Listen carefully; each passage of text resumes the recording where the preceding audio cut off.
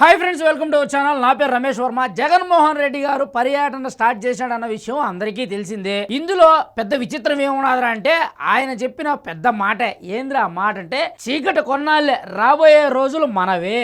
అసలే నాకు అర్థం కాని విషయం ఏంటంటే నిజంగా ఈ ఇంత పెద్ద లైన్ చదివిన తర్వాత నాకు నిజంగా నవ్వొచ్చింది. ఎందుకంటే గడిచిన 5 సంవత్సరాలు చీకటి సామ్రాజ్యం కొనసాగిందన్న విషయం అందరికీ తెలుసు. కల్తీ మద్యం అమ్మి ఎంతోమంది చచ్చిపోయారు, దాని గురించి తెలుసు. ఉద్యోగాలు లేక ఎంతోమంది నిరుద్యోగులుగా అలాగే మిగిలిపోయినారు, అది కూడా తెలుసు. ప్రాజెక్టు పనులు ఆగిపోయినాయి, అది కూడా తెలుసు. మనం అన్నగా ఉండి చెల్లెల్ని తల్లిని బయటికి గెంటేసింది తెలుసు. ఏపీ ప్రజలకు ఒక్కటి కొంటే ఒక్కటి కూడా మంచి పని చేయలేదని తెలుసు. ఏమనంటే 2 లక్షల కోట్ల దాకా అప్పు తెచ్చి ఉత్త పుణ్యానికి ఊరికే ప్రజలకు పంచిపెట్టినారు, అంటే సోమరపోతులాగా తయారు చేశారన్న విషయమూ తెలుసు. అది కదా చీకటి సామ్రాజ్యం, చీకటి రాజ్యం అంటే.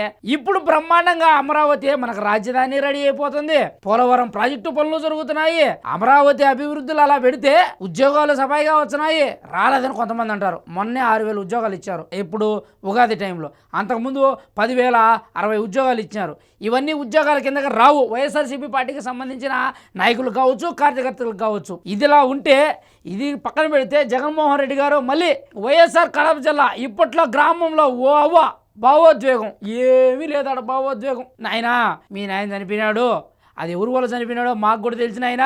మీ చిన్నాయన్ని గొడ్డలేటితో వేసినారు, ఆ విషయం కూడా తెలిసిన ఆయన. ఇప్పుడు నువ్వు పోయిన తర్వాత ప్రజలు సస్యశ్యామలంగా ఉన్నారు నాయన అని ఏడుచో చెప్తా ఉన్నది. దానికి నువ్వు వదులుతలే ఉంటే ఉన్నాం కానీ కెమెరా ముందు ఒకరంత యాక్టింగ్ చేయి అని చెప్పినట్టున్నాడు జగన్మోహన్ రెడ్డి గారు. అందుకే ఆమె అటాక్ చేస్తుంది. అదొక రకమైతే ఈ పాపము నాకు ఇల్లు లేదురా నాయన, అన్యాయంగా ఇల్లు కట్టుకున్నాను అక్రమంగా, నేను ఆ ఇల్లు పగలగొట్టినారు ఇప్పుడున్న గవర్నమెంట్, దానికి ఏదైనా చేసేదలుకోండి చేయంటే మన హయాం వచ్చిన తర్వాత చేస్తాడంట. ఏది మన హయాం వచ్చిన తర్వాత మనం చేసేదానికి అంటే నువ్వు ప్రజల డబ్బులు కాకుండా అంటే నీ జోబిలోంచి రూపాయి కూడా బయటకు తీవా, నీ జోబిలోంచి రూపాయి కూడా బయటకు తీసి ప్రజలకి పెట్టవా?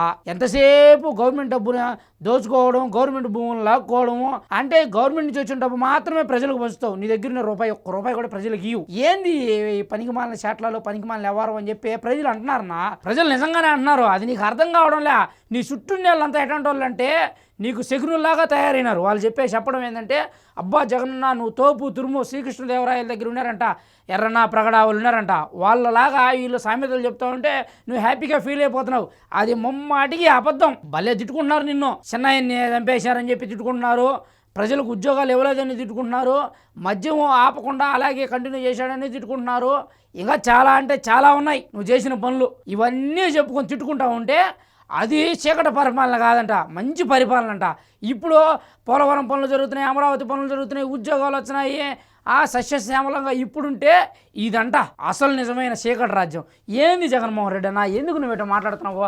కష్టాలు చెప్పుకునే ప్రజలకు ధైర్యం చెప్పిన వైఎస్ జగన్మోహన్ రెడ్డి ఏడ కష్టాలు చెప్పుకున్నారు ఆయన? ఎవరు కష్టాలు చెప్పుకోవడం లే, బ్రహ్మాండంగా నవ్వుతున్నావు. వాళ్ళ కష్టాలు చెప్పుకున్నట్టుకు వస్తే నువ్వు ఎందుకు నవ్వుతున్నావు? మరి చిక్కంగా చిరునవ్వు ఎందుకు నవ్వుతున్నావు? కష్టాలను వాళ్ళు ఉన్నప్పుడు ఓదార్చనాడికి నువ్వు వచ్చినప్పుడు నువ్వు బాధపడాలి కదా. నవ్వితే దానికి అర్థమైందని శవాల కాడికి పోయినా నవ్వుతావు, పెళ్ళిళ్ళ కాడికి పోయినా నవ్వుతావు, ఎవరన్నా ఏదన్నా కాలు చేయి ఇరిగి బాధపడతా ఉంటే దానికి నవ్వుతావు. 24 గంటలు నవ్వేదేనా మన పని? నవ్వేది తప్ప ఇంకేరే ఆలోచన ఉండదు మనక. ఏందన్నా నువ్వు నీ పరిపాలన ఏమన్నా అంటే సొంత పేపర్ ఉన్నది కాబట్టి ఇష్ట ప్రకారం ఏడబడితే ఆడ దగ్గర పేపర్ నిండా 60-70 ఫోటోలు ఉంటాయి నీయే. ప్రజల సమస్యల గురించి రాసి ఉంటాయి. ఏ రోజున నువ్వు ఎంతసేపు టీడీపీ పార్టీని విమర్శించాలా, మళ్ళీ బీజేపీ పార్టీ జోలికి పోడయ్యో. బీజేపీ పార్టీ జోలికి ఎందుకు పోడంటే ఆయన జోలికి కనిపోతే మనం వెంటనే పోయి జైల్లో కూర్చోవాలా. ఆల్రెడీ మనము దగ్గర ఎన్ని నుంచి బెయిల్ మీద ఉన్నామా, ఎన్ని సంవత్సరాల నుంచి మనం బెయిల్ మీద ఉన్నాము? 32 కేసులు అట్లే ఉన్నాయి. ఇప్పుడు మనం బెయిల్ మీద తిరుగుతూనే ఉన్నాం కాబట్టే బీజేపీ జోలికి పోవు. ఇంకా అది తప్పనిచ్చి మిగతా అన్ని పార్టీల మీద బురద సల్లే పనే 24 గంటలు. ఇదే బతుకా మారమా అని ప్రజలు తిడుతున్నారన్నా. ఎక్కడైనా మారన్నా. ఈ చీకటి రాజ్యాలు, చీకటి కొన్నాళ్ళే ఈ మాటలు వనికిరావు. బ్రహ్మాండంగా సస్యశ్యామలంగా ప్రతి ఒక్కరికి పెన్షన్లు వచ్చినాయి, టైంకి జీతాలు వచ్చినాయి, టైంకి బియ్యం ఇచ్చినారు, అన్నీ బ్రహ్మాండంగా జరుగుతున్నాయి.